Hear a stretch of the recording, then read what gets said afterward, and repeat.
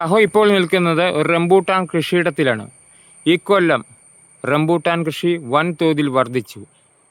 അതിന് കർഷകന് വിലയേയും കിട്ടുന്നില്ല. ഇതിന് വില തകർന്നുപോയി.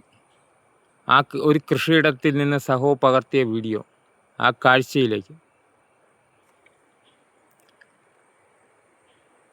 ഈ കൊല്ലം വൻതോതിലാണ് ഇത് വിളവുണ്ടായത്. കർഷകന് വൻ നഷ്ടമാണ്. ഏത് നാട്ടിൽ തിരിഞ്ഞാലും റംബൂട്ടാൻ്റെ കൃഷി മാത്രമേ ഉള്ളൂ. അതുപോലെ ഇക്കൊല്ലം കായ്ക്കുകയും ചെയ്തു.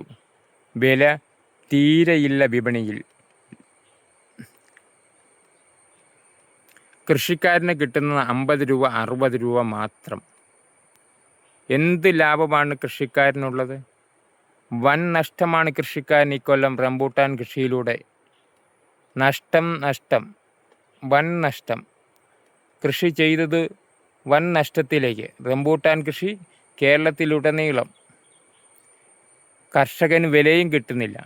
50 രൂപ 60 രൂപ മാത്രം വിപണിയിൽ. വൻതോതിൽ നഷ്ടം വരുത്തിവെച്ച കർഷകന് റംബൂട്ടാൻ കൃഷി. മറ്റൊരു വിഷയമായി സഹോ.